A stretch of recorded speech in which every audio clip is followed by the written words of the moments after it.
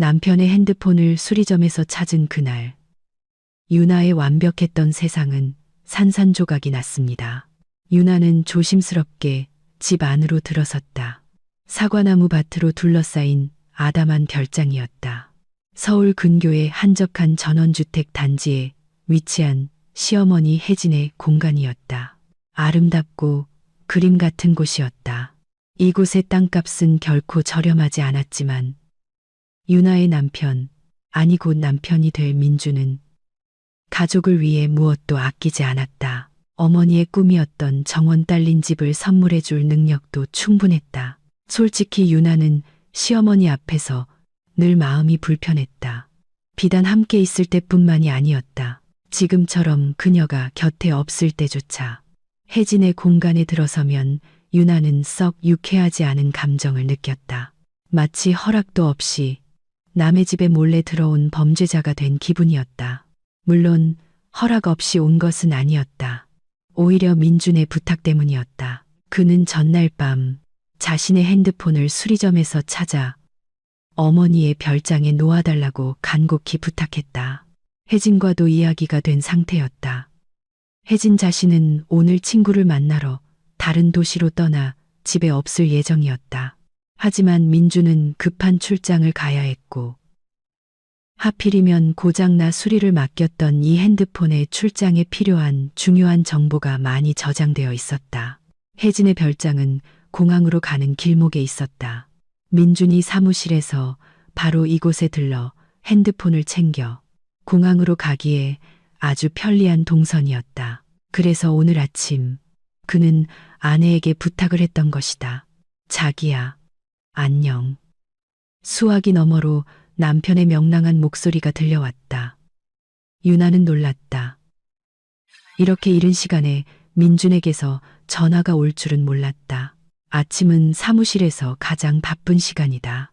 보통은 점심시간이 가까워져야 통화를 하곤 했다. 물론 민준에게 그럴 시간이 있을 때의 이야기지만. 안녕. 무슨 일이야? 목소리가 왜 그렇게 들떴어? 보통 이렇게 일찍 전화 안 하잖아. 내가 사랑하는 사람 보고 싶어. 전화할 자격도 없나? 유나는 미소 지었다. 온몸에 따스한 기운이 퍼져나갔다. 민준의 존재는 언제나 그녀에게 그런 영향을 미쳤다. 지금 그는 마치 그들의 연애 초반처럼 행동하고 있었다. 유나를 향한 그의 눈빛이 아직 열정으로 불타오르던 그 시절처럼 가끔씩 예전의 민준이 돌아와 유나를 세상에서 가장 행복한 여자로 만들어주곤 했다. 보고 싶었어? 당연하지. 묻는 말이야. 그런데 부탁할 게 하나 있어. 오늘 점심에 시간 괜찮아? 응.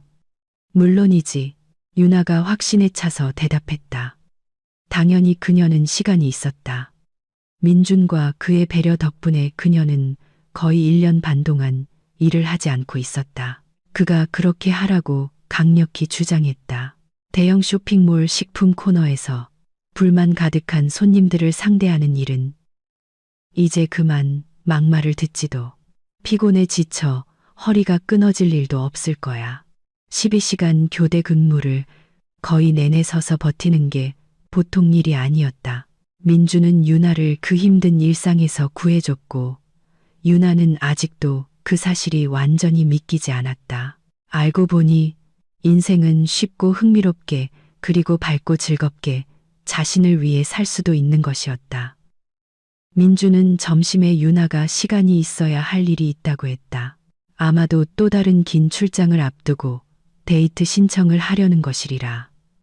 예전처럼 카페나 레스토랑에서 사랑하는 사람과 시간을 보내고 싶을 것이다. 그런 일이 있은 지 오래되었다. 유나와 민주는 아직 혼인신고를 하지 않았지만 벌써부터 일상과 권태에 잠식당하는 느낌이 들 때가 있었다. 잘 됐다. 시간 괜찮다니 다행이네. 민주는 분명 미소 짓고 있었다. 그럼 나를 위해 뭐 좀 해줄 수 있어? 뭐든지. 유나는 진심으로 대답했다. 그리고 바로 그 순간 그녀는 실망감을 맛봐야 했다. 모든 것이 그녀가 꿈꿔왔던 것과는 전혀 달랐다. 민주는 얼마 전 커피를 쏟아 고장났던 핸드폰을 출장에 꼭 가져가야 한다고 말했다. 그 핸드폰은 서비스 센터에 있었고 오늘 아침 그곳에서 수리가 끝났으니 찾아가도 좋다는 연락이 왔다고 했다. 그런데 난 시간이 전혀 없어. 민준이 설명했다. 출장 가기 전에 끝내야 할 일이 너무 많아. 집에 들를 시간도 없어. 사무실에서 바로 공항으로 갈 거야. 엄마 별장 거실 테이블 위에 핸드폰 좀 놔줘. 내가 공항 가는 길에 들러서 가져갈게. 별장 열쇠 어디 있는지 알지? 알아. 유나는 슬프게 한숨 쉬었다. 그녀는 전혀 다른 말을 듣고 싶었지만 어쩔 수 없었다. 이것이 바로 민준과 같은 대기업 비즈니스맨의 삶이었다.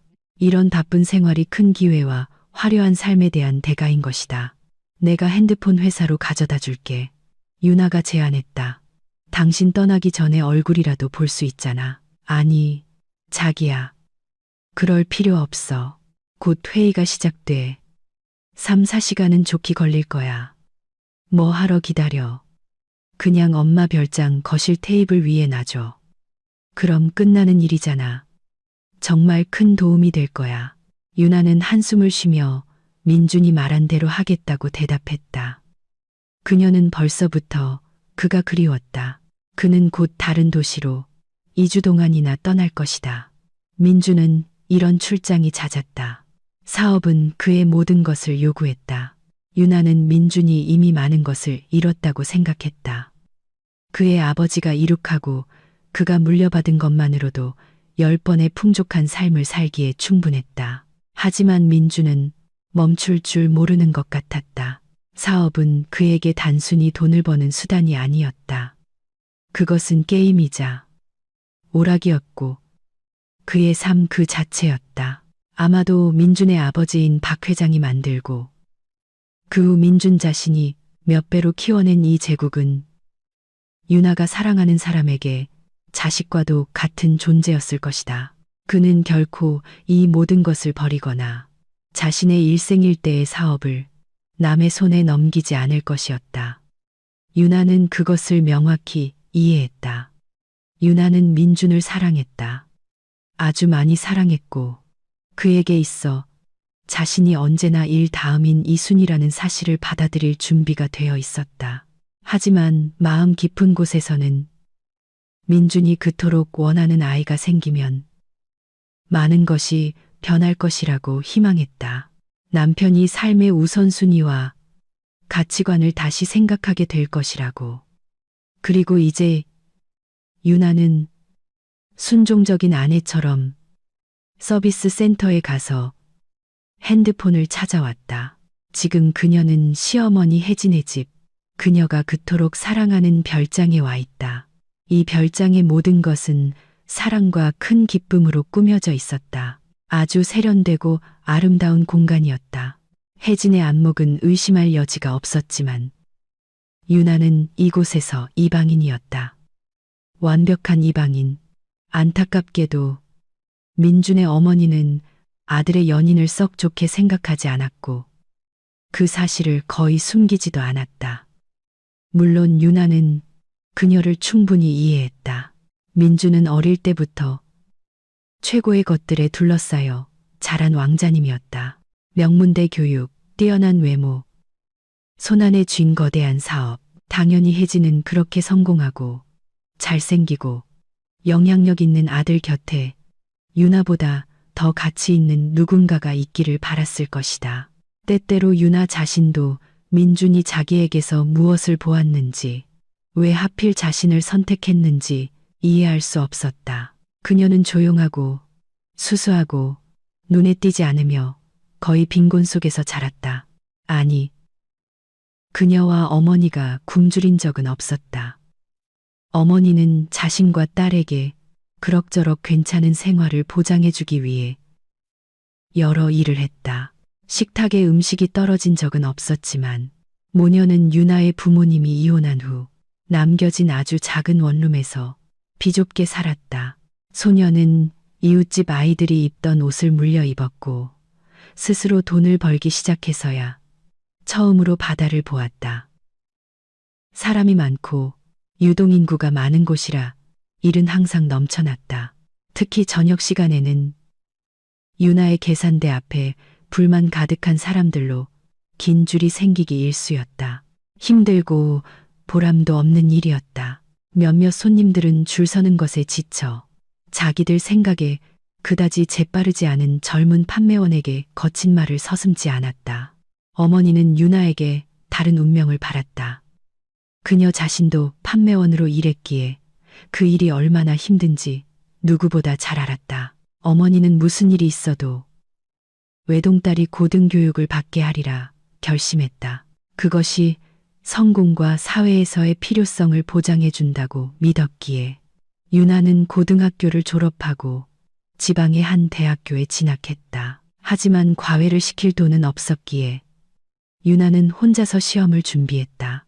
최종 점수는 나쁘지 않았지만 명문학과에 장학금을 받고 입학할 만큼 높지도 않았다. 그래서 유나는 점수에 맞춰 갈 수 있는 식품공학과로 진학했다. 훌륭한 직업이야. 필요하고 중요한 일이지. 어머니는 기뻐했다. 딸이 대학생이 되었다는 사실을 한동안 믿지 못했다. 유나는 고개를 끄덕였다.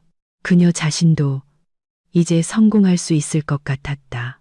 대학 시절은 빠르게 지나갔다. 어머니는 약속대로 자신과 딸의 생계를 계속 책임졌다. 딸아, 넌 공부만 열심히 해. 일할 생각은 아직 하지 마. 유나는 공부에 매진했고 우수한 성적으로 대학을 졸업했다. 그리고 그 다음은 그들이 사는 도시에는 그녀의 전공을 살릴 만한 일자리가 많지 않다는 사실이 드러났다. 그나마 있는 자리도 이미 오랫동안 굳건히 차지한 사람들이 있었다. 억울했다. 유나는 일자리를 찾아다녔다. 포기하지 않고 공장과 회사의 문을 두드렸다. 도시에 있는 모든 식품 관련 기업을 직접 찾아다녔다. 아무 소용이 없었다. 결국 더 나은 시절이 올 때까지 임시방편으로 쇼핑몰 판매원으로 취직했지만 전공을 살릴 일자리를 찾으리라는 희망은 날이 갈수록 희미해졌다. 몇 년이 흘렀다. 유나는 힘든 판매원 일에 지쳤지만 식품 코너의 급여는 괜찮았고 보너스도 잘 나왔기에 버텼다. 덕분에 친구들과 바다로 여행도 다녀왔고 이제는 같은 쇼핑몰에 세련된 매장에서 예쁜 옷을 사 입을 수도 있었다. 친구들과 카페에 앉아 수다를 떨고 심지어 어머니 집 수리를 도와드릴 여유도 생겼다.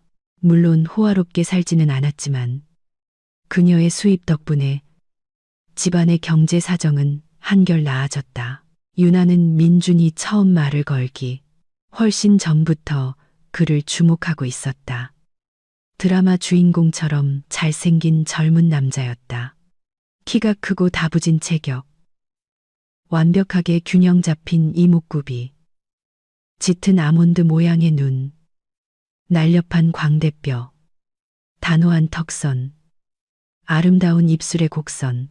그는 항상 단순하지만 세련되게 옷을 입었다. 유나는 보통 그가 유명 카페에 커피 한 잔을 손에 들고 빠른 걸음으로 지나가는 것을 보았다.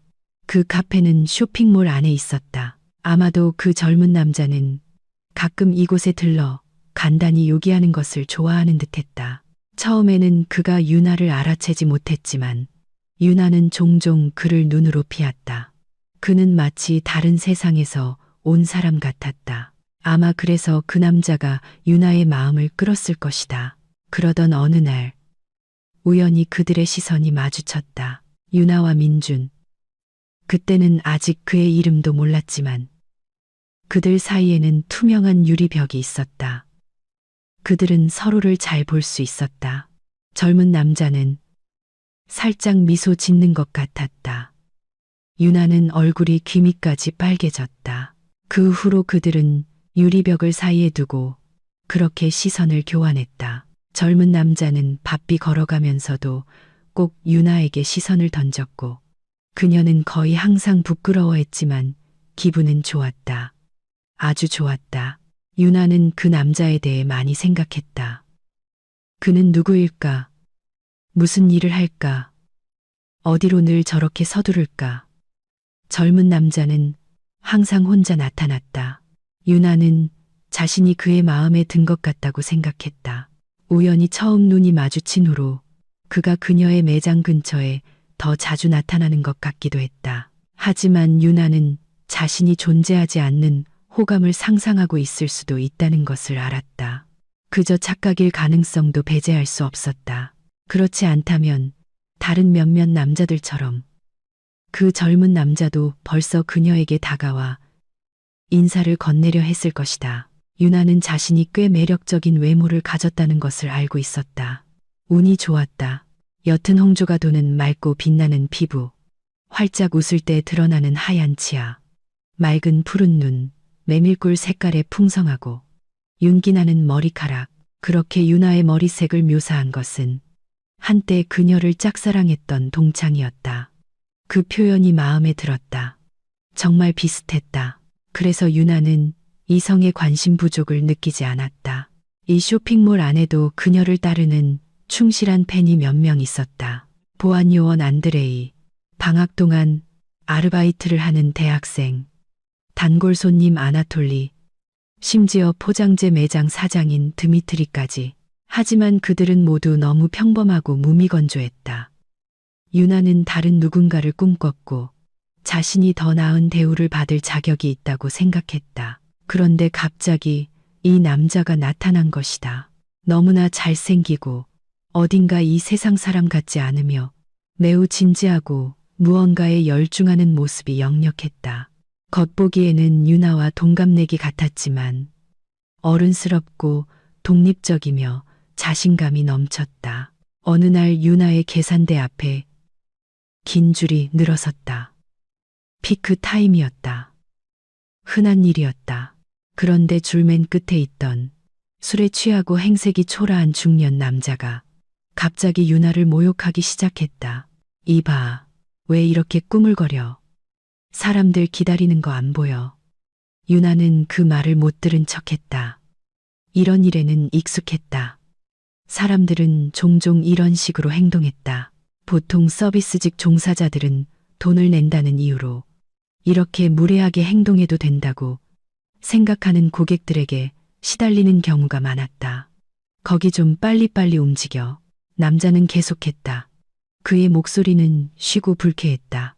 줄 서 있던 몇몇 사람들이 불쾌한 듯 소란의 원인을 쳐다봤지만 잠자코 있었다.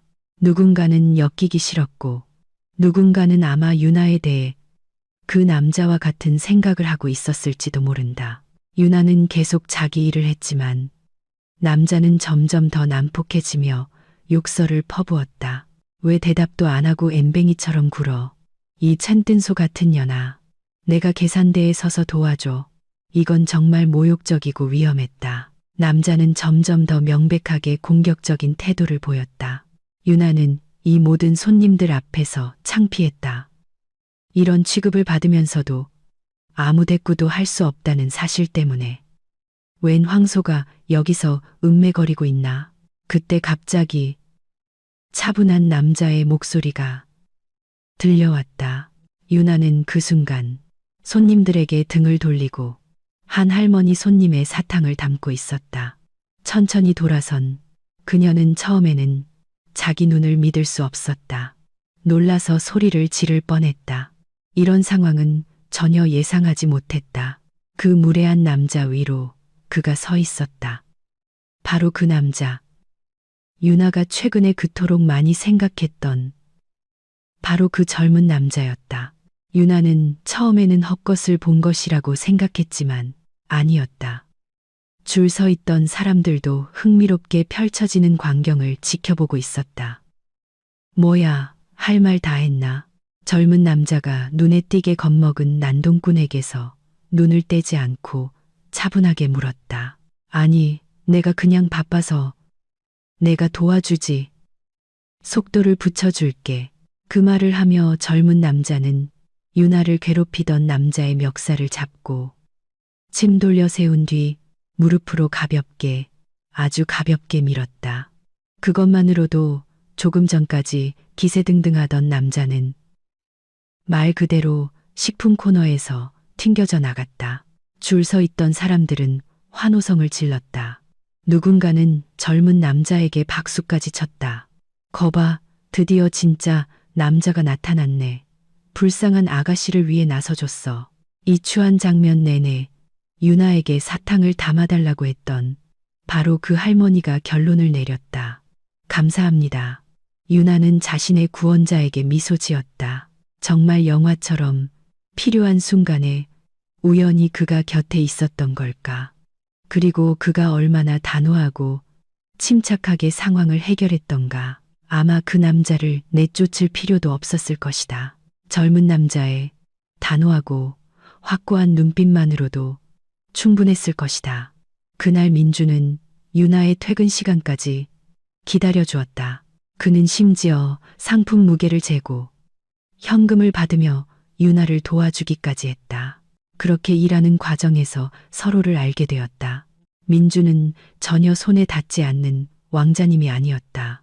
그는 유나에게 스스럼 없고 자연스럽게 대했다. 흥미롭고 심지어 감탄하는 눈빛으로 그녀를 바라보았다.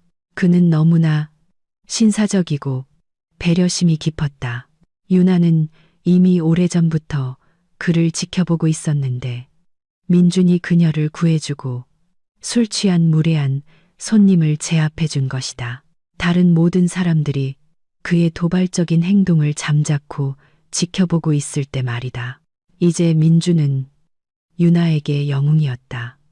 퇴근 후 민준과 유나는 쇼핑몰 근처에 있는 공원을 산책했다. 그리고 민준은 유나를 집까지 바래다 주었다. 유나는 그를 자신의 동네로 데려가는 것이 조금 부끄러웠다. 민준이 그녀가 얼마나 낡은 집에 사는지 보고 실망할까봐 걱정됐다. 하지만 그는 유나의 동네의 초라한 환경에 전혀 신경 쓰지 않았다. 그때 이미 유나는 확실히 알고 있었지만 민주는 전혀 다른 환경에 익숙한 사람이었다. 민주는 그때 주변을 둘러보지도 않는 것 같았다. 그의 모든 관심은 오직 유나에게만 집중되어 있었다. 결국 믿을 수 없는 일이 일어났다. 그들은 사귀기 시작했다. 성공하고 부유한 왕자와 가난한 동네 출신의 소녀. 모든 논리와 세상의 이치를 거스르는 커플이 탄생한 것이다. 그런데 놀랍게도 민준과 유나 두 사람 모두 이 관계에서 완벽한 조화를 느꼈다. 유나는 때때로 자신들이 하나의 온전한 존재의 반쪽인 것 같다고 생각했다. 날이 갈수록 유나는 민준이 완벽하게 자신의 사람이라는 확신을 갖게 되었다. 민준은 꽤 큰 사업체를 운영하고 있었다. 위생도기 판매 회사 네트워크는 이미 돌아가신 아버지로부터 물려받은 것이었다. 민준은 아버지를 매우 존경했다. 그는 모든 면에서 아버지의 권위를 따랐다. 민준이 유나에게 아버지에 대해 이야기하는 것을 들으며 그녀는 그 사람이 사랑하는 이에게 얼마나 중요한 존재였는지 이해할 수 있었다. 민준의 아버지는 결단력 있고 똑똑하며 부지런한 사람이었다. 그는 근면함과 논리적 사고, 능력 덕분에 맨손으로 자신의 제국을 건설했다. 많은 사람들이 그를 존경하고 사랑했으며 민준은 모든 면에서 아버지를 닮고 싶어 했다. 유나는 민준의 아버지를 만나보지 못한 것이 아쉬웠다. 그는 몇 년 전 심장마비로 세상을 떠났다. 그렇게 뛰어난 사람을 만나보는 것은 정말 흥미로운 경험이었을 것이다. 어머니에 대해서는 민준은 좀 더 차분하게 이야기했다. 그녀는 평생 일한 적이 없었고 집안일을 돌보다가 오랜 치료 끝에 마침내 얻게 된 아들을 돌봤다. 민준은 부유하고 성공한 부모님에게서 늦게 태어난 아이였다. 아마 그래서인지 민준의 이야기에 따르면 어머니는 아들이 반항하고 아버지의 지지 아래 독립할 권리를 쟁취하기 전까지 청소년기까지 그를 과잉 보호했다고 한다. 지금도 마음만 먹으면 날 엄마의 보살핌이 필요한 아기처럼 만들려고 하실걸. 유나는 동의하며 고개를 끄덕였다. 그녀는 그런 유형의 여성을 알고 있었다. 하지만 민주는 강하고 똑똑하고 독립적인 사람이었다. 그를 마마보이로 상상하기는 어려웠다. 민주는 유나가 처음에 생각했던 것보다 나이가 많았다. 그녀는 그들이 거의 동갑이라고 생각했지만 민주는 그녀보다 5살이 많았다. 하지만 나이 차이는 크게 느껴지지 않았다. 물론 민준이 더 똑똑하고 경험이 많았지만 그는 유나를 동등하게 대했고 그 점이 정말 좋았다. 유나는 그들이 이제 함께라는 사실에 더할 나위 없이 기뻤다. 하지만 어머니와 친구들, 그들의 관계를 아는 모든 사람들은 한 목소리로 유나에게 이 관계가 오래가지 않을 것이라고 장담했다. 딸아, 너무 깊이 빠지지 마. 어머니는 고개를 저었다. 네가 사랑에 빠진 거 알아. 어쩌면 인생에서 처음으로. 하지만 민주는 너도 알다시피 그런 사람들은 자기 수준에 맞는 신부감을 고른단다. 너는 그냥 일시적인 호기심일 뿐이야. 그냥 네가 그가 익숙한 여자들과 달라서 그런 거야. 친구 빛나가 거들었다. 당분간은 흥미롭겠지. 하지만 곧 지루해질 거고 너만 나중에 상처받을 거야. 그러니까 처음부터 너무 기대하지 마. 유나는 그런 말을 듣는 것이 고통스러웠다. 동시에 어머니와 친구가 질투심에서 그런 말을 하는 것이 아니라 진심으로 유나를 걱정하고 미리 대비책을 마련해 주려는 것임을 이해했다. 민준이 곁에 없을 때 가까운 사람들의 말은 매우 그럴듯하게 들렸다. 유나는 논리적으로 생각하며 깨달았다. 그래, 정말로 자신과 민준이 어디에 있단 말인가?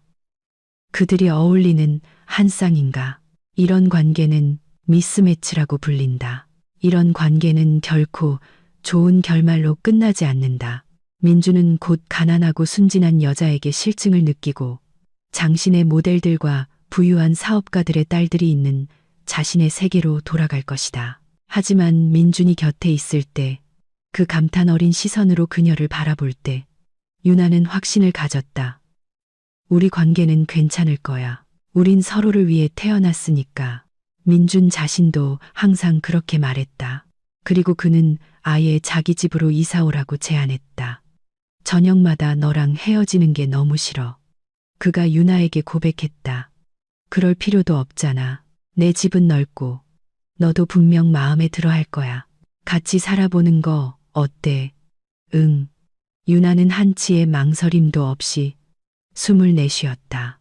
그녀도 그것을 원했다. 함께 살고 서로를 돌보고 서로의 품에서 잠들고 깨어나는 것.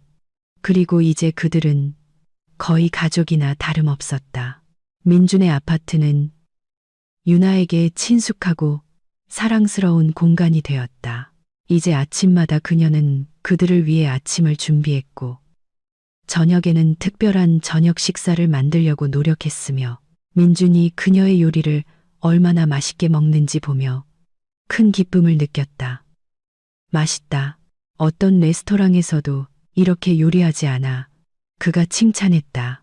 그 순간 유나의 눈은 행복으로 빛났다. 민주는 금세 유나의 모든 것이 되었다. 공기, 삶, 빛. 그는 그녀가 알지 못했고 민준이 아니었다면 결코 보지 못했을 세상을 보여주었다. 그들은 여행을 하고 도시의 흥미로운 장소를 산책하고 많이 웃고 다양한 주제에 대해 이야기했다. 하지만 민주는 매우 바쁜 사람이었다. 그는 일 때문에 다른 도시나 심지어 다른 나라로 자주 출장을 갔다. 출장은 몇 주까지 길어질 수 있었고 그동안 유나는 끔찍하게 외로웠다. 그녀는 단 1분도 민준과 떨어져 있고 싶지 않았지만 그의 과도한 바쁨이나 관심 부족에 대해 결코 그를 탓하려 하지 않았다. 일과 사업이 민준에게 얼마나 큰 의미인지 이해했기 때문이다. 그것은 단순히 돈을 버는 방법이 아니었다. 그것은 삶이었고 흥미였고 강렬한 감정이었다. 민준은 자주 자리를 비웠다. 일이 그의 많은 시간을 차지했지만 그가 곁에 있을 때 민준의 모든 관심은 오롯이 유나에게만 쏠렸다. 그러면 유나는 세상에서 가장 행복한 사람이 된 기분이었다. 그렇게 거의 2년이 흘렀다. 유나는 자신이 민준의 아내라고 느꼈다. 그들은 정말 부부처럼 살았다. 달콤한 연애의 초기의 설렘은 지나가고 거의 가족 같은 따뜻한 관계로 자리 잡았다. 민주는 아이를 꿈꿨다. 그가 처음 그 말을 했을 때 유나는 기쁨에 숨이 멎을 뻔했다. 그것은 그가 그녀를 사랑한다는 의미였기 때문이다. 그녀와 가정을 이룰 만큼 사랑한다는 뜻이었다. 비록 민준이 아직 유나에게 청혼하지는 않았지만 그들이 조만간 결혼할 것이라는 데에는 의심의 여지가 없었다. 그것은 이미 당연한 일처럼 여겨졌다. 우리 아기가 생기면 얼마나 행복할까 상상해봐. 민준이 말했다. 넌 정말 멋진 엄마가 될 거야. 그리고 나는 그 아이를 위해 산이라도 옮길 거야. 세상에서 가장 행복한 아이가 될 거야. 난 조금도 의심하지 않아. 비록 두 사람이 혼인신고를 하지 않았고 유나가 청혼을 받지도 않았지만 그들은 아기를 계획하고 있었다. 둘 다 이 문제에 매우 책임감 있게 접근했고 나쁜 습관을 버렸다. 사실 이건 그리 어렵지 않았다. 민준도 유나도 술을 과하게 마시거나 담배를 피우지 않았다. 민준은 운동을 했고 유나도 헬스장에 다니도록 독려했다. 사실 유나에게 일을 그만두라고 부탁한 것도 민준이었다. 스트레스 받는 일이잖아. 하루 종일 서 있어야 하고 게다가 계속 무례한 소리를 듣고 넌 신경 쓰고 걱정하고 육체적으로도 힘들어. 건강에 좋지 않아. 내가 우리 둘 다 쉽게 부양할 수 있는데 뭐하러 이래? 유나는 생각하고 또 생각한 끝에 동의했다. 결국 그녀는 자신의 일을 결코 좋아한 적이 없었다. 정말로 힘들고 신경 쓰이고 지치게 하는 일이었다. 사랑하는 사람의 보살핌. 그것은 너무나 기분 좋은 일이었다. 유나는 민준과 함께 있으면 마치 견고한 성벽 뒤에 있는 것처럼 느꼈다. 그는 그녀가 약하고 부드러워질 수 있도록 허락했다. 그와 함께하면서 삶은 더 쉽고 즐거워졌다. 이제 유나는 훨씬 더 큰 확신을 가지고 미래를 바라보았다. 민준을 만나기 전까지는 평생 시장에서 물건이나 팔아야 하고 더 이상 좋은 일은 일어나지 않을 것 같았다. 일상에 찌들고 잿빛 현실이 기쁨을 앗아갔다. 하지만 민준과 함께하면서 인생은 전혀 다른 색깔로 빛나기 시작했다. 사랑받고 보살핌받는 기분은 정말 좋았다. 민준은 그녀의 건강과 기분을 세심하게 챙겼고 사랑하는 사람의 삶을 더욱 즐겁게 만들어주려 애쓰는 모습이 감동적이었다. 그것은 무엇과도 바꿀 수 없는 가치였다. 민준은 그의 어머니 혜진에게 유나를 소개한 것은 그들이 함께 산 지 두어 달이 지났을 때였다. 어느 날 그냥 유나를 어머니 댁 저녁 식사에 초대했는데 유나가 거절할 수 없게끔 만들었다. 다른 건 몰라도 민준은 거절할 수 없는 제안을 하는 데는 선수였다. 그리고 어느 날 저녁 그들은 아름다운 2층짜리 단독주택, 유나가 부자들 나오는 드라마에서나 보던 그런 집에 와 있었다. 여기에는 심지어 하인들도 있었는데 물론 가사 도우미라는 다른 이름으로 불렸다. 유나는 미래의 시어머니와의 만남이 두려웠다. 혜진이 아들의 선택을 마음에 들어 하지 않을 것만 같았다. 결국 그렇게 되었다. 다만 이 나이 지긋하지만 매우 아름다운 여성, 날렵하고 고상한 이목구비에 완벽한 헤어스타일과 옅은 화장을 한 그녀는 너무나 교양이 있어서 유나에게 대놓고 나쁜 말을 하지는 않았다. 그녀는 마치 눈의 여왕처럼 지나치게 예의 바르고 차갑게 행동했다. 민주는 유나에게 그의 어머니가 독특한 사람이라고 미리 경고했다. 미리 말해두는데 엄마의 행동을 너무 마음에 담아두지 마. 좀 쌀쌀맞은 분이야. 항상 그랬고, 지금도 그래. 우리 아버지와는 다르지. 아버지와는 친구 같은 관계였는데. 하지만 엄마도 좋은 분이야. 너희 둘도 친해질 거야. 다만 시간이 좀 걸릴 뿐이지. 혜진과 처음 만난 후 유나는 어떻게 그녀와 언젠가 친구가 될 수 있을지 상상조차 할 수 없었다. 혜진은 유나를 적대적으로 바라보았고 짧고 차갑게 말했으며 주로 아들에게 말을 걸었다. 아들의 여자친구는 마치 존재하지 않는 사람처럼 무시했다.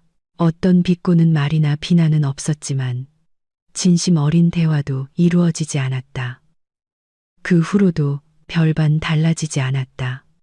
유나와 혜진은 가끔 만났지만 민준의 어머니는 여전히 아들의 여자친구를 예비 며느리로 받아들이지 않았다. 그리고 그들이 아이를 계획하고 있다는 것을 알았을 때 그녀는 결국 한마디 하지 않을 수 없었다. 왜? 아직 일러. 너희 둘 다 젊잖아. 그런 결정을 내리기 전에 서로를 더 잘 알아봐야 해. 이 말을 하면서 혜진은 주로 유나를 바라보며 그녀에게 말을 걸었다. 유나는 그 메시지를 완벽하게 이해했다. 혜진은 자신의 아들, 자신의 후계자, 자신의 금쪽 같은 아들이 유나 같은 여자와 얽히는 것을 원하지 않았다. 자신의 유일하고 사랑하는 아들을 위해 혜진은 더 적합한 상대를 원했다. 이건 아주 예상했던 일이었지만 그렇다고 해서 덜 상처받는 것은 아니었다. 그날 저녁 유나는 민준의 어깨에 기대어 울었다. 기분이 끔찍했다. 그는 사랑하는 이를 달래며 머리카락을 쓰다듬었다. 그녀가 뭐라고 했든 무슨 상관이야. 그냥 한 말일 뿐이야. 내 인생의 모든 결정은 오래전부터 내가 직접 해왔어. 민준이 말했다. 유나는 고개를 끄덕였다.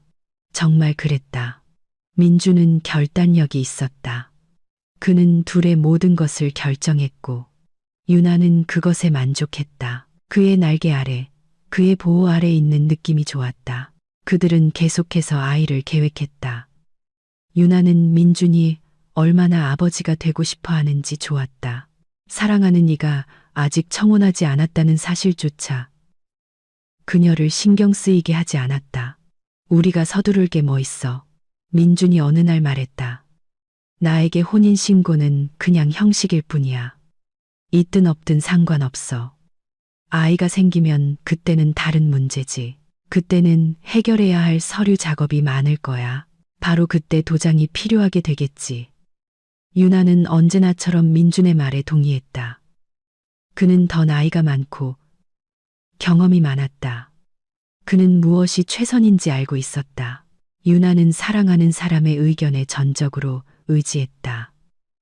그녀는 스스로 어머니가 될 준비가 되었다고 느끼지 않았다. 유나는 때때로 자신이 아직 어린아이라고 생각했지만 민준이 그것을 너무나 원했고 아버지가 되기를 그토록 꿈꿨기 때문에 유나는 자신을 돌봐주고 자신을 위해 그토록 많은 것을 해주는 사랑하는 사람을 행복하게 해주고 싶다는 마음이 간절했다. 하지만 아이는 좀처럼 생기지 않았다. 유나는 비싼 의료센터에서 종합검사를 받았다. 예전에 가끔 그곳을 지나치거나 차로 지나갈 때면 그곳은 마치 우주선처럼 환상적이고 손에 닿지 않는 존재처럼 보였다. 그 센터는 너무나 호화로워 보여서 이곳에서의 치료와 진료는 아주 부유한 사람들만 이용할 수 있다는 것이 분명했다. 그리고 이제 유나 자신도 그 의료센터의 환자가 되었다. 아니, 오히려 고객에 가까웠다. 유나를 머리부터 발끝까지 검사하고 분석하고 가장 정교한 장비로 그녀의 몸을 연구하며 문제를 찾았다. 하지만 이 모든 검사는 아무런 결과도 내놓지 못했다. 유나는 완전히 건강했다. 모든 것이 정상입니다. 최종 상담에서 의사가 요약했다. 흠잡을 데가 전혀 없네요. 완전히 건강하십니다. 몸 기능이 시계처럼 정확하게 작동하고 있는데 사실 젊은 나이에는 이게 정상이죠. 그런데 왜 임신이 안 되는 걸까요? 말하기 어렵군요. 어쩌면 남성 요인이 작용할 수도 있습니다. 남편분도 검사를 받으셨나요? 유나는 고개를 저었다. 민주는 문제의 원인이 유나에게 있다고 생각했다. 그는 너무나 확신에 차 있었기 때문에 유나 역시 문제가 자신에게 있다고 믿게 되었다. 의사의 진단은 그녀를 당황하게 했다. 남성 요인이거나 아니면 궁합이 맞지 않거나 혹은 아직 때가 오지 않았을 수도 있습니다. 그런 경우도 있어요. 의사는 고개를 저었다. 남편분도 저희 클리닉에서 검사를 받아보시길 권합니다. 그러면 모든 것이 더 명확해질 겁니다. 하지만 민주는 유나에게서 의사의 제안을 듣고 화를 냈다. 말도 안 돼. 난 아무 문제 없어. 내 검사 결과도 완벽해. 다른 의사를 찾아봐야겠어. 언제 검사를 받았어? 유나가 놀라 물었다. 전에 누구랑 아기 가질 계획이라도 있었어. 민주는 어딘가 당황한 듯 미소를 지으며 바로 대답하지 못했다. 잠시 무언가 생각에 잠긴 듯 했다. 아니, 누구와도 아이를 계획한 적 없어. 그냥 내 친한 친구 중에 진우라고. 기억나. 내가 너한테 많이 얘기했잖아. 유나는 고개를 끄덕였다. 정말로 민주는 진우를 자주 언급했다. 그들은 어릴 때부터 친구였다. 하지만 진우와도 다른 친구들과도 민주는 유나를 소개해주지 않았다. 이상하게 느껴졌다. 하지만 다른 한편으로는 민준의 끝없는 출장과 많은 일 때문에 그럴 시간도 별로 없었다. 그들은 유나와 함께 보내는 시간도 부족한데 그걸 민준의 친구들과 나눌 수는 없었다. 아무튼 진우는 결혼했어. 알다시피 그 부부도 아이를 계획했는데 우리처럼 잘 안 됐어. 그래서 부부가 같이 검사를 받았지. 둘 다에게서 문제가 발견됐어. 진우에게는 요즘 남자들에게 흔히 나타난다는 병이 발견됐고 간단한 수술을 받았고 그 후에는 완전히 건강해졌어. 의사들이 진우에게 운이 좋았다고 했대. 비교적 젊은 나이에 자녀 계획을 생각해서 병을 제때 발견했다는 거지. 5, 6년만 더 끌었으면 영원히 불임이 됐을 거래. 너도 알다시피 내가 가족이나 아이와 관련된 문제에 얼마나 진지하게 접근하는지 알잖아. 유나는 동의하며 고개를 끄덕였다. 물론 그녀는 그것을 아주 잘 알고 있었다. 바로 그 때문에 유나는 민준 곁에서 완전히 보호받고 있다고 느꼈다. 그는 중요한 문제들을 진지하게 다루었고 항상 올바르고 신중한 결정을 내렸다. 그래서 나도 만일을 위해 검사를 받았어. 아직 가족을 이룰 준비가 된 여자를 만나지도 않았을 때 말이야. 봐. 내가 너를 만나기 위해 얼마나 미리 준비했는지. 유나는 미소 지었다. 이야기가 조금 이상하게 들렸다. 뭔가 석연치 않은 구석이 있었다. 하지만 그 방향으로 생각하고 싶지는 않았다. 그것은 민준의 정직함을 의심하는 것이 될 테니까. 시간은 흘렀다. 민준은 여전히 많은 일을 했다. 최근에는 평소보다 더 많았다. 출장이 잦아졌다. 민준은 지쳐갔다. 그들은 이제 거의 외출하거나 여행을 가지 않았다. 유나는 그들이 멀어지고 있다고 느꼈다. 하지만 민준이 집에 있을 때면 그는 여전히 유나에게 아이가 생기면 얼마나 멋진 가정을 이룰지에 대해 이야기했다. 너에게서 아이를 낳고 싶어 하는 사람은 너를 차갑게 대할 수 없어. 유나는 그렇게 생각했다. 민준의 어머니 혜진과 유나는 가족 행사에서 주기적으로 만났다. 때로는 혜진의 저택에서, 때로는 그녀가 진심으로 사랑하는 별장에서 만남이 이루어졌다. 이 만남들은 어쩔 수 없는 의무였고 어색하고 차갑게 진행되었다.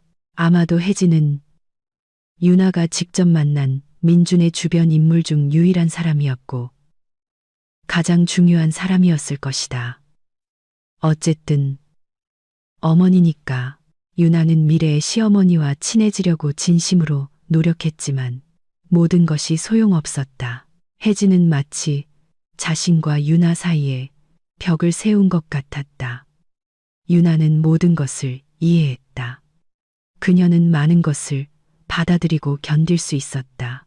혜진은 당연히 아들의 선택에 불만이 있었고, 유나가 없을 때 아들에게 자주 그 사실을 이야기했을 것이다. 물론, 그녀는 자신의 외아들을 위해 더 유리한 상대를 꿈꿨을 것이다. 모든 것이 그녀의 계획대로 되지 않았다.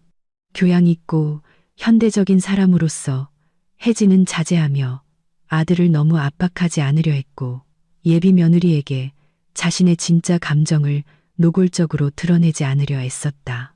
혜진은 유나를 직접적으로 비난하거나 면전에서 경멸을 표한 적은 단 한 번도 없었다. 하지만 젊은 부부에게 아이가 생기지 않는 것에 대한 진심 어린 기쁨은 아무리 애써도 숨길 수 없었다. 유나는 민준이 그 이야기를 꺼낼 때마다 혜진의 얼굴에 떠오르는 만족스러운 미소를 알아차렸다. 그는 어머니에게 검사 진행 상황과 의사의 조언에 대해 이야기했다. 분명히 속상해했다. 하지만 혜진의 얼굴은 무표정했지만 눈은 만족스럽게 웃고 있었다. 바로 그렇게 유나 자신도 전에는 눈만으로 그렇게 만족스럽게 미소 지을 수 있다는 것을 몰랐다. 그리고 그것이 유나를 상처 입혔다. 사랑하는 사람의 가장 가까운 사람이 자신들의 불행을 기뻐하는 것을 보는 것은 고통스러웠다. 어느 날 유나는 어머니와 아들 사이에 우연한 대화를 엿듣게 되었다. 그 대화는 그녀를 매우 불안하게 만들었다. 비록 그녀가 민준과의 관계에 대한 혜진의 태도를 이미 잘 느끼고 알고 있었지만 말이다. 그날도 또 다른 가족 저녁 식사 자리였다. 유나는 식탁에 혼자 남았다. 혜진은 부엌으로 갔고 민준은 유나의 생각으로는 화장실에 갔다. 유나는 혜진을 돕기 위해 서둘러 부엌으로 가려 했다. 혹시 도움이 필요할지도 모르니까. 하지만 유나는 부엌에 들어가지 못했다. 문 앞에서 민준이 어머니와 무언가 논쟁하는 소리를 들었기 때문이다. 그 순간 그들의 대화를 방해하는 것은 분명히 좋지 않았다. 엄마, 우리가 얼마나 이걸 꿈꾸는지 아시잖아요. 의학계에 아는 분 있으시죠? 그분께 제대로 검사받게 해주세요. 분명히 건강한 젊은 두 사람에게 아이가 생기지 않는 데에는 이유가 있을 거예요. 이제 의학계에 아는 사람 없어. 알라 이모는 너도 알다시피 해외로 이민 갔고 그분 말고는 아무도 없었어. 엄마, 그거 사실 아니잖아요. 민준이 주장했다. 제발 좀 도와주세요. 뭐가 그렇게 어려우세요? 이 분야 전문가 좀 찾아주세요. 엄마는 인맥이 있잖아요. 저 이 아이가 정말 필요해요. 그 아이는 너한테 필요한 게 아니야. 혜진이 의미심장하게 고개를 저었다. 저한테도 필요해요. 민준이 반박했다. 운명이 너한테 신호를 보내고 있다고 생각 안 해봤니? 내 계획이 그다지 성공적이지 않다는 신호 말이야. 그 길로 가서는 안 된다는 거. 그렇게 하면 안 돼. 넌 지금 크나큰 정말 엄청난 실수를 하고 있는 거야. 유나는 문 뒤에서 얼어붙었다. 혜진의 말은 너무나 이상하고 이해할 수 없었다. 계획, 실수, 잘못된 길. 설마 그녀가 민준이 유나와 인생을 엮는 것을 그토록 반대하는 걸까? 혜진은 아들의 잘못된 선택을 비난하고 있었다. 이건 그녀로서도 너무 과했다. 유나는 조용히 자기 자리로 돌아왔다. 그 후 아무것도 듣지 않은 척 행동하는 데 큰 노력이 필요했다. 엿들은 대화에 대해서는 민준에게조차 말하지 않았다. 부끄러웠다. 그리고 사실 거기서 뭘 그렇게 특별한 걸 들었다고 혜진이 자신을 어떻게 생각하는지는 비밀도 아니었지 않은가. 유나는 전부터 예비 시어머니가 아들이 불우한 그녀의 생각으로는 가정 출신의 여자와 사귀는 것을 못마땅해 한다는 것을 알고 있었다. 그리고 민준에게 가끔 그 모든 것을 털어놓는 것이다. 불쌍한 민준, 어머니에게서 많은 것을 들어야만 한다. 민준은 항상 어머니와 유나가 단둘이 남지 않도록 신경 썼다. 유나는 이것을 알아차렸고 당연히 사랑하는 이가 이런 식으로 어머니의 잠재적인 공격이나 비꼬는 말, 상처 주는 말로부터 자신을 보호해주고 있다고 생각했다. 유나는 혜진이 정말로 그런 짓을 할 수 있다고는 생각하지 않았다. 너무 교양 있고 예의범절을 너무나 중시하는 사람이었으니까. 하지만 그런 그의 감동적인 배려에 민준에게 감사했다. 그녀는 여전히 미래의 시어머니와의 관계가 좋아지기를 희망했다. 점차 그들은 가족이 되고 정상적으로 소통할 수 있게 될 것이라고. 그건 정말 중요한 일이다. 분명 아이가 모든 것을 바로잡아 줄 것이다. 아이가 친척들 사이를 화해시키고 연결고리가 되며 많은 기쁨과 행복을 가져다 줄 것이다. 무언가 유나에게 속삭였다. 혜진은 손주를 위해 산이라도 옮길 준비가 된 사랑 많고 따뜻한 멋진 할머니가 될 것이라고. 그녀의 마음은 분명 녹아내릴 것이다. 전반적으로 혜진은 꽤 괜찮은 사람이었다. 유나는 그녀에게서 많은 좋은 점을 보았다. 다만 아직 그들 사이에는 보이지 않는 벽이 서 있을 뿐이었다. 그리고 유나가 아무리 그 벽을 뚫으려 해도 아무것도 되지 않았다. 그래서 지금 민준의 부탁으로 혜진의 별장에 완전히 혼자 있게 된 유나는 그토록 불편함을 느꼈던 것이다. 혜진은 결코 그녀를 반긴 적이 없었다. 이곳에서 유나는 환영받지 못했다. 그녀는 원치 않는 손님이었다. 하지만 어쩌겠는가. 민준이 자신의 핸드폰을 거실 탁자 위에 놓아달라고 부탁했다. 유나는 그렇게 할 것이다. 그녀는 사랑하는 사람을 위해 많은 것을 할 준비가 되어 있었다. 이것뿐만이 아니었다. 민준은 그녀를 위해 정말 많은 것을 해주었다. 그가 공항 가는 길에 가져갈 수 있도록 핸드폰을 가져다 주는 것은 정말 사소한 일이었다. 유나는 문득 의심이 들었다. 기기가 정말로 고쳐졌을까? 확인해 보는 게 좋겠다. 혹시 모르니까. 그녀는 전원 버튼을 눌렀다. 화면이 순순히 깜박였다. 시스템이 부팅되기 시작했다. 괜찮은 것 같았다. 유나는 완전히 켜지기를 기다렸다가 다시 끄려고 했는데 갑자기 메시지 도착 알림음이 울렸다. 민준에게 어떤 영상이 도착했다. 유나는 무심코 다운로드 아이콘을 눌렀다. 자동적으로 그녀는 자신의 핸드폰에 메시지가 올 때마다 수백 번 그렇게 했다. 근육기억이 작동한 것이다. 지키. 물론 유나는 자신을 위한 것이 아닌 이 영상을 볼 생각은 없었다. 그렇게 되어버렸다. 유나는 즉시 메시지를 닫으려 했지만 화면에 보이는 것에 얼어붙고 말았다. 한 여성이었다.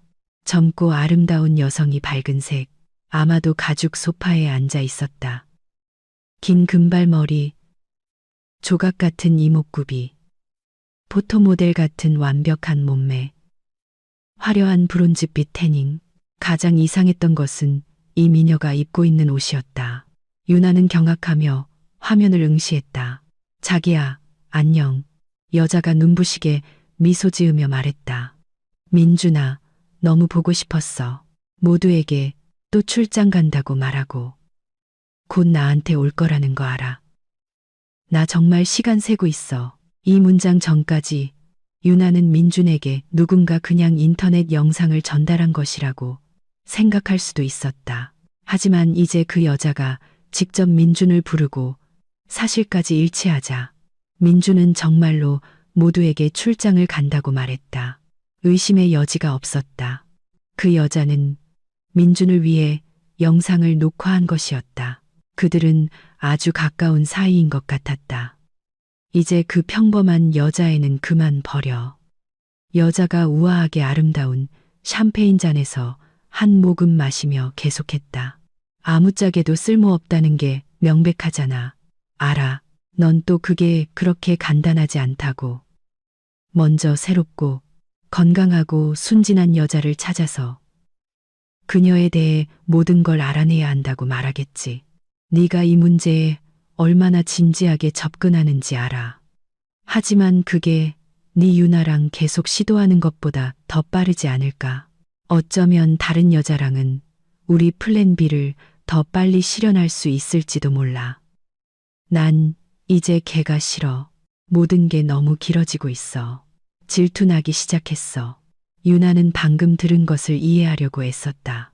그렇다. 이야기는 자신에 관한 것이었다. 낯선 여자는 심지어 그녀의 이름까지 불렀다. 아직 이해가 되지 않았다. 이 모든 것이 무엇을 의미하는지에 대한 생각이 머릿속에 전혀 없었다. 분명한 것은 단 하나였다. 뭔가 이상하고 잘못되고 좋지 않은 일이 벌어지고 있다는 것. 자기야. 화면 속 여자가 다시 활짝 웃었다. 그녀는 치약이나 치과 광고 모델을 해야 할 것 같았다. 미소가 정말 눈부셨다. 내 사랑, 너무 보고 싶어. 빨리 와. 우리 직접 만나서 다 얘기하자. 여기서 영상이 끊겼다. 유나는 팔을 뻗어 핸드폰을 들고 정지된 화면을 바라보았다. 광고 속에서 나온 듯한 아름다운 여성. 가느다란 손가락에 우아한 샴페인 잔을 들고 있는 모습. 그녀는 누구일까? 민준에게 누구일까? 도대체 무슨 일이 벌어지고 있는 걸까? 보아하니 빅토리아와는 이미 만난 모양이네. 유나의 등 뒤에서 목소리가 들렸다. 유나는 급히 돌아섰고 혜진과 눈이 마주쳤다. 그녀 역시 핸드폰 화면을 보며 왠지 모르게 미소 짓고 있었다. 하지만 그 미소는 즐거운 것이 아니라 오히려 불안해 보였다. 죄송해요. 제가 여기 있는 건 그냥 민준 씨 핸드폰 가져다 주러 온 거예요. 공항 가는 길에 가져간다고 해서요. 놔달라고 부탁해서. 유나는 마치 범죄 현장에서 잡힌 것처럼 허둥댔다. 바로 그 순간 그녀는 그렇게 느끼고 있었다. 내 비행기가 취소됐어. 혜진이 설명했다. 아니, 7시간 연착됐지. 그래서 그냥 집에 돌아오기로 했어. 공항에서 뭘 하겠어. 게다가 여기서 멀지도 않고. 유나는 고개를 끄덕였다. 혜진은 오늘 친구를 만나러 떠날 예정이었지만 비행기가 연착되어 돌아왔고 자신의 별장에서 유나를 발견한 것이다. 그것도 하필이면 민준을 위한 영상을 보고 있는 이런 순간에 비키가 뭐라고 하던. 혜진이 갑자기 핸드폰을 가리키며 물었다. 아마 또 민준이한테 아부 떨고 있었겠지. 걔는 민준이가 그런 걸 얼마나 좋아하는지 알거든. 그분을 아세요? 유나가 놀라 물었다. 그녀는 솔직한 대답을 기대하지 않았지만 혜진은 대답했다. 알고 말고 차라리 평생 모르고 안 봤으면 좋았겠지만 뭐 어쩔 수 없지. 민준이의 애인이야. 아니, 애인이라고 하면 오히려 네가 더 가깝겠네. 혜진이 한숨을 쉬며 유나를 동정 어린 눈빛으로 바라보았다. 그녀의 시선에서 처음으로 따뜻하고 인간적인 무언가가 읽혔다. 네? 무슨 말씀인지 하나도 모르겠어요. 넌 애인도 아니지. 혜진이 무언가 결심한 듯 한숨을 쉬었다. 좋아. 내가 다 말해줄게. 민준이가 이것 때문에 나한테 화낼 거 알아. 하지만 이 모든 걸 잠자코 지켜보는 것도 더는 못하겠어. 무엇을 지켜본다는 말씀이세요?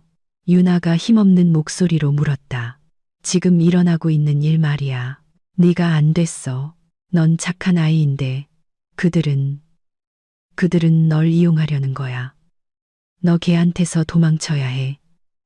빠르고 멀리. 내가 도와줄게. 무슨 일이 일어나고 있는 건데요? 긴 이야기야. 처음부터 시작해야 해. 그래야 네가 다 이해할 거야. 그리고 혜진은 맨 처음부터 아들의 탄생부터 이야기를 시작했다. 민주는 오랫동안 기다려온 아이였다.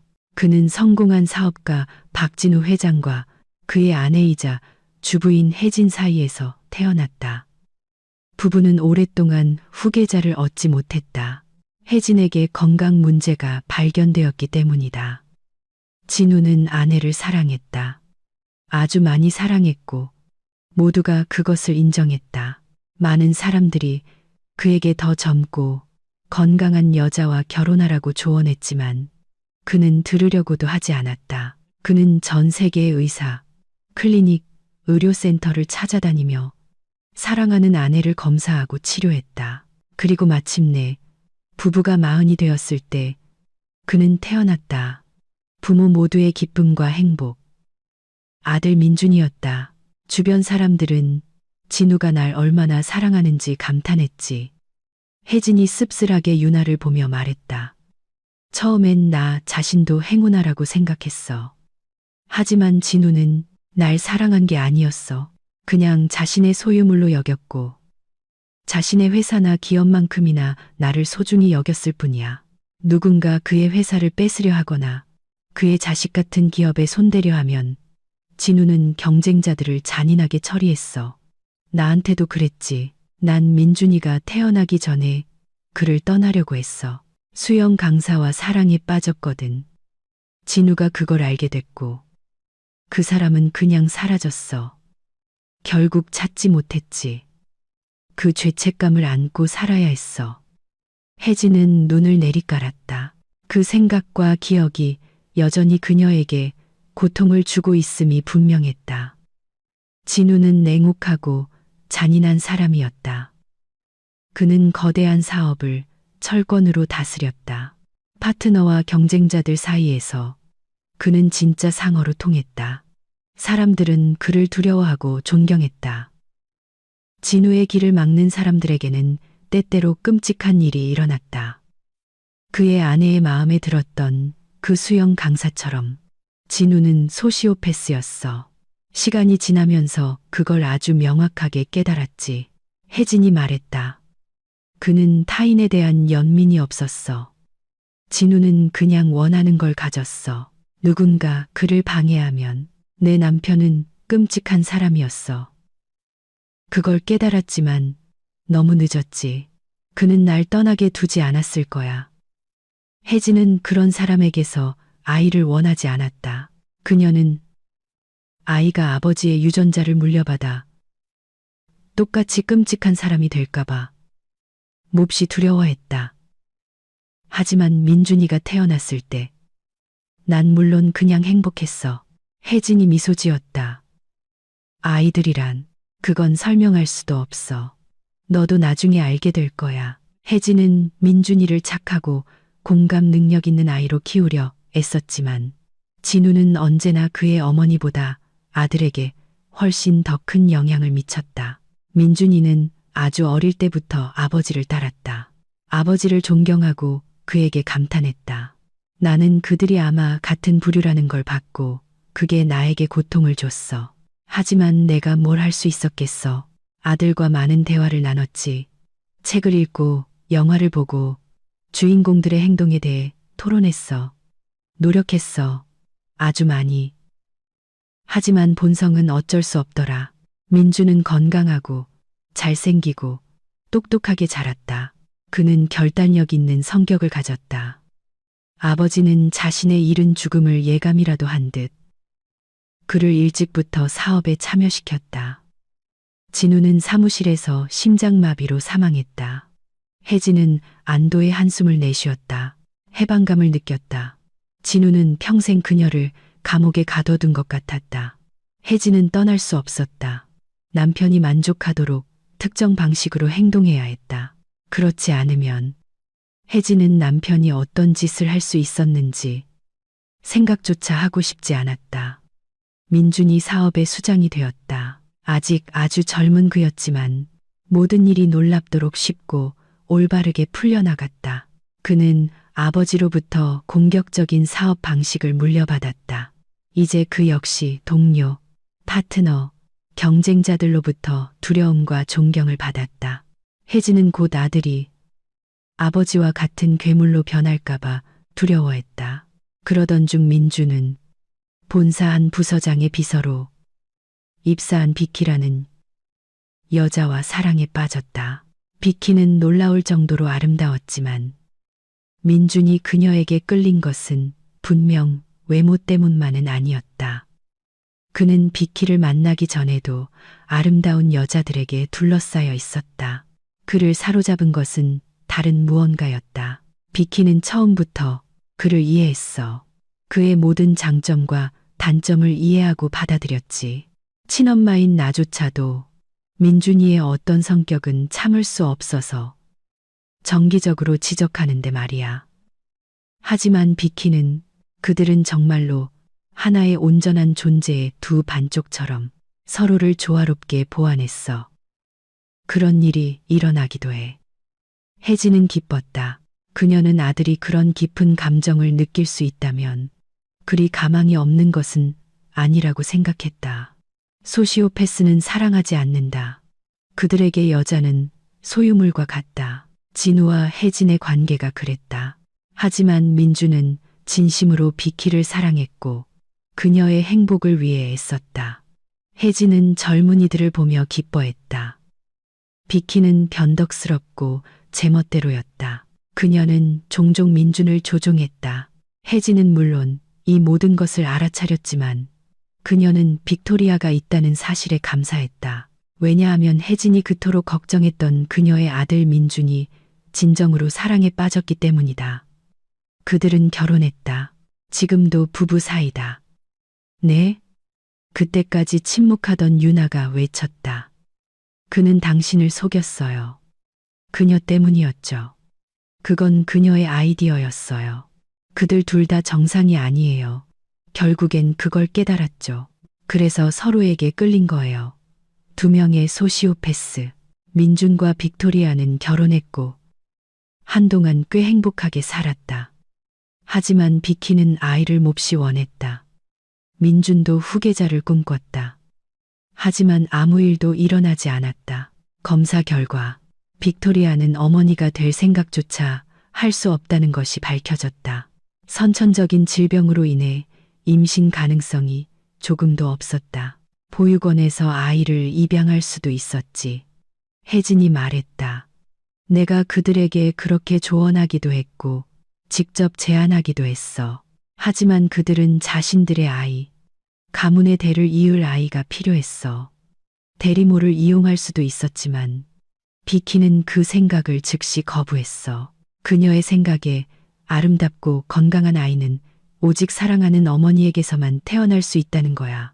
어디서 그런 헛소리를 읽었는지. 인공적으로 잉태된 아이들은 삶에서 행복하고 성공할 수 없다는 둥. 비키는 현대의학의 도움으로도 자신의 아이를 가질 수 없었다. 아이는 오직 민준과 다른 누군가의 아이일 수밖에 없었다. 그들이 부모가 될 다른 기회는 없었다. 그래서 비키가 생각해낸 거야. 혜진이 한숨 쉬었다. 그 끔찍하고 괴물 같은 플랜 B를. 그녀는 민준이 젊은 여자를 사랑에 빠지게 만들어야 한다고 결심했어. 그냥 젊은 게 아니라 예쁘고 건강하고 무방비한 여자. 아무도 그녀를 지켜주거나 나서줄 사람이 없는 그런 여자.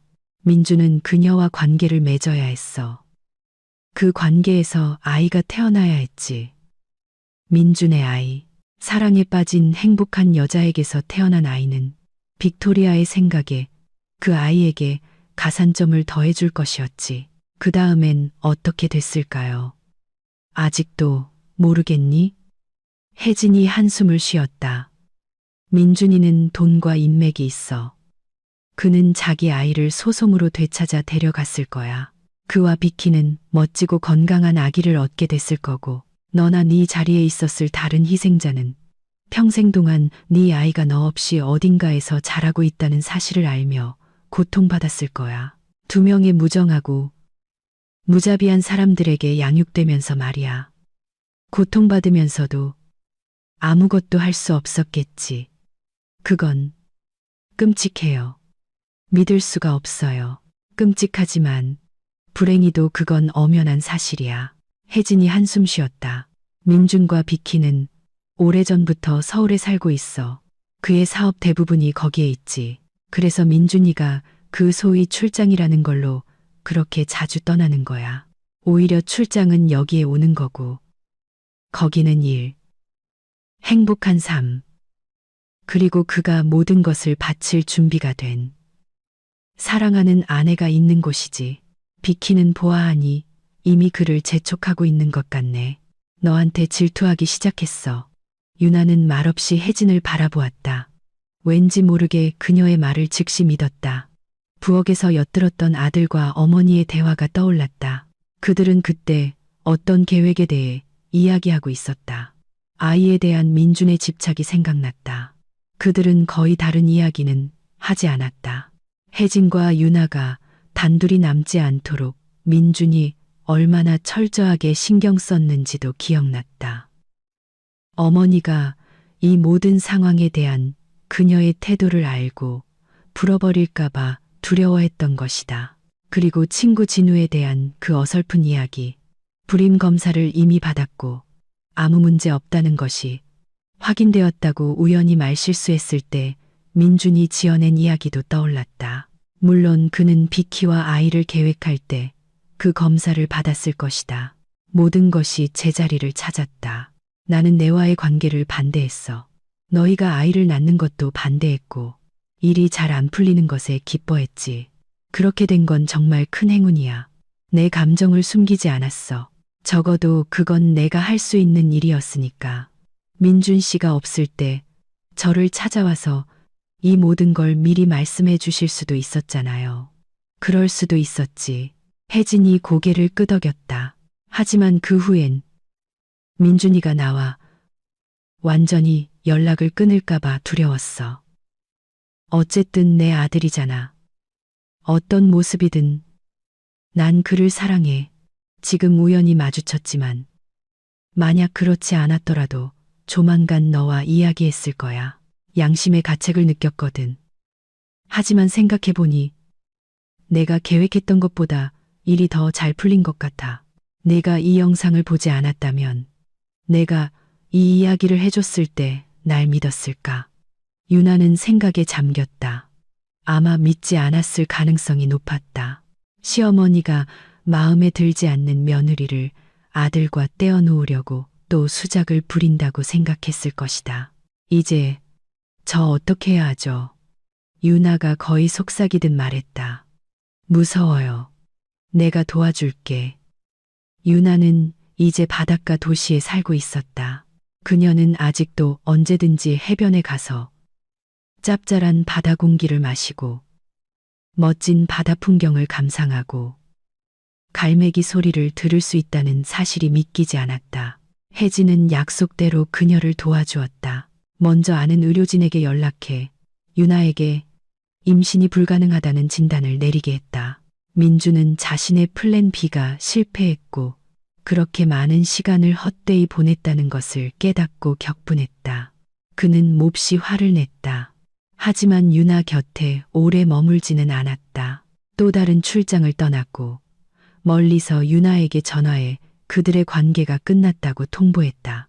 그녀는 더 이상 그에게 흥미로운 존재가 아니었다. 이렇게 쉽게 혜진의 계산은 옳았다. 실제로 유나와 민주는 결혼이나 재산 관계로 묶여 있지 않았다. 만났던 것처럼 헤어졌다. 유나는 민준의 전화를 받고 큰 안도감을 느꼈다. 물론 그가 무언가 의심하지 않도록 놀라움과 슬픔을 연기했다. 그리고 혜진은 유나가 겪어야 했던 일에 대한 사과의 의미로 휴양 도시에 있는 작은 집을 선물했다. 네가 원하면 가족과 함께 거기서 살아도 되고 아니면 세를 줘도 돼. 그녀가 말했다. 네가 진심으로 안타까워. 넌 몇 년 동안 그들의 장난감이었어. 그들은 널 이용했고 난 모든 걸 알면서도 침묵했지. 제발 이 선물을 받아줘. 그래야 내 마음이 좀 편해질 것 같아. 그리고 이제 유나는 바닷가에 살고 있었다. 혼자가 아니라 남편과 함께. 지우는 따뜻하고 진실되며 다정한 사람이었다. 그들은 가끔 사소한 일로 다투기도 했지만 그것도 정상적인 일이었다. 지훈 곁에서야 유나는 비로소 차이를 이해할 수 있었다. 민준과의 모든 것에는 거짓의 냄새가 났다. 하지만 사랑에 푹 빠진 소녀는 그것을 알아채지 못했을 뿐이다. 이제 모든 것이 달랐다. 전혀 달랐다. 지훈과의 관계가 진심이라는 데에는 의심의 여지가 없었다. 때때로 유나는 불안한 생각에 사로잡혔다. 민주는 어떨까? 그와 비키는 새로운 희생자를 찾았을까?